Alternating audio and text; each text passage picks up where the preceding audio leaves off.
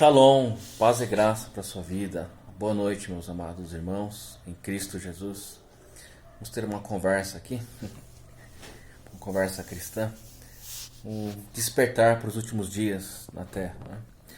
Nós temos pontuado bastante, nós sabemos que a Bíblia diz que muitos sinais aconteceriam, né, antes do grande evento que todo cristão verdadeiro está aguardando. Que é o que, meus irmãos? O retorno de Jesus Cristo, não é isso? Quero que os irmãos reflitam um pouco. Meus irmãos, a cada dia eu me surpreendo mais com a palavra de Deus. Ela tem todas as peças que nós precisamos para a nossa própria vida, para a nossa prática, né, de vida, nossa conduta como ser humano diante de Deus e diante dos homens. Ali fala da história de Deus com os homens, né, a sua lei, a sua justiça, o plano dele, o concerto dele com uma nação, através dessa nação viria o seu unigênito, que faria, na verdade, o plano final de salvação entre Deus e os homens. Então, se vão prestar atenção, que eu quero falar hoje sobre os 7 dias da criação, e como isso tem tudo a ver com todo o plano de Deus, e que nada Deus faz e fala sem sentido, meus irmãos. Por exemplo, nós sabemos que Deus criou o mundo em 6 dias, perfeito? Guarda o número 6. E no 7º ele descansou. Observa que a cada dia, se vamos prestar atenção no livro de Gênesis, a cada dia tem um símbolo específico, muito precioso. Por exemplo, no dia 1 diz que a terra estava sem forma e vazia. E Deus fez separação entre as trevas e a luz. Meus irmãos, o que houve nos céus, né, para que fosse dividido, fosse separado realmente aqueles que são os filhos verdadeiros do Senhor e aqueles que escolheram outro destino, que se rebelaram contra o seu conceito e contra a sua vontade. Aqueles que viviam diante da presença de Deus, e a Bíblia diz que eles deixaram sua morada, seu tabernáculo, e se associaram com mulheres. O anjo tinha esse livre-arbítrio. Muitos podem perguntar: poxa, mas Deus que é pai deixou isso acontecer? Você que é pai, meu irmão, ou mãe, você jamais vai ter o controle total sobre o seu filho. A maior prova de amor é a liberdade. Você deixa ele escolher o seu destino. Você faz a sua parte, você ensina, mas você deixa ele tomar as suas decisões. Deus seria muito controlador e muito ruim, Deus muito injusto, se ele, para impor sua vontade, controlasse a sua mente e o seu coração. Mesmo que ele tenha poder sobre todas as coisas, não significa que ele vai interferir nas suas escolhas, nos seus desígnios. Os irmãos estão entendendo? Então essa separação no primeiro dia entre luz e trevas, que a terra estava sem forma e vazia, meus irmãos, para um homem nécio que não entende a mente divina, ele vai entender: poxa, mas se Deus é Deus, por que não criou tudo num dia só? Mas lembra-se, meus irmãos, Deus escreve o final das coisas logo no começo. Ele já está desenhando todo o seu projeto de salvação, desde os anjos que se rebelaram até o último homem que há de ser salvo. Então, quando Deus fala que ele separou a luz e as trevas, ali ele já sabia de tudo que ia acontecer. E já tinha um plano para resgatar dentre esses anjos que caíram, presta atenção, na sua glória. Ele, dentre os homens que criou do pó da terra, desse pó, vai tornar estrelas de novo, que são os anjos do Senhor novamente, que vão ser transformados em estrelas no céu. Olha que coisa mais linda.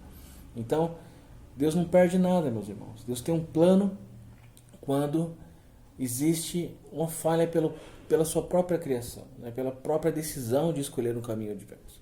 Então, observe o seguinte, meus irmãos. No segundo dia, nós temos o símbolo da água. Deus diz, está escrito que Deus fez separação entre a porção seca e a porção, né, entre um monte de água, né? Então, essa separação entre terras e águas, nós vamos ter então no segundo dia a água. Então, se nós temos no primeiro dia o primeiro milênio, porque lembra-se que para Deus cada dia são 1000 anos, correto? Então nós entendemos que esses 6 dias são justamente 6 milênios. Então nós podemos conjecturar que o plano de Deus de salvação com o homem vão durar 6.000 anos. E o 7º vai ser um milênio especial, que é o milênio de descanso. Então o que aconteceu no segundo milênio, meus irmãos? Nós tivemos o dilúvio, o símbolo da água, né, que aconteceu justamente no segundo milênio. No terceiro milênio nós temos a porção seca, a terra Deus estabelecendo como símbolo. Se você prestar atenção no terceiro milênio, no final, entre o segundo e o terceiro, aparece Abraão, que Deus lhe promete que ele seria uma grande nação, então tem a ver com a terra, perfeito? E durante o transcorrer do terceiro milênio, nós temos o surgimento de Moisés, que através dele surgiu as leis para a nação de Israel, que eles andaram então no deserto, e assim Deus concluiu. Nós concluímos, né, que no terceiro dia nós temos a porção serra, que tem a ver com nação, com terra. No quarto, é muito interessante que no quarto dia que Deus fez separação entre a lua, o sol e as estrelas. A lua para governar a noite e o sol para governar o dia. Nós temos então aí uma explicação sobre as duas alianças. A lua representando a aliança antiga, que é uma sombra de uma realidade que viria, né, que seria um novo concerto através de Cristo. E o sol então é o sol da justiça, que é o próprio Jesus. É ele que viria então no quarto milênio. Jesus surgiu no quarto milênio. Ele é o sol, que é a realidade realmente da lei de Deus e do amor e do seu propósito. Lembrando que o concerto antigo com Israel era apenas uma sombra de uma realidade que viria. Os irmãos estão entendendo? No quinto nós temos então a multiplicação dos animais, o surgimento de todas os frutos, né, e os animais em si se multiplicando sobre a terra, o símbolo, né, das grandes navegações que aconteceram, dos homens que se multiplicariam, das civilizações, das nações que surgiriam e do próprio evangelho que seria pregado no mundo todo, entre todos os homens. E no sexto milênio, que é o sexto dia da criação, nós temos o surgimento do homem. Lembra-se, 6 é o número do homem. Tanto que no livro de Apocalipse diz que o número 666, infelizmente, é o homem no seu auge, né? O homem em si é defraudado da sua essência e não defraudado a palavra certa, mas destituído da glória de Deus na sua totalidade, né? Por isso que através desse homem, desse sexto milênio, nós vamos ter no final dele, na transição entre o sexto e o sétimo, o surgimento aí de um anti-messias que vai se achar, né? Vai se colocar no lugar de Cristo no sentido de vanglória, mas na verdade não vai ser no poder de Deus, né? Nós sabemos o que vai acontecer e o que está escrito realmente. Então, com isso, meus irmãos, nós temos para cada dia da criação um propósito, né?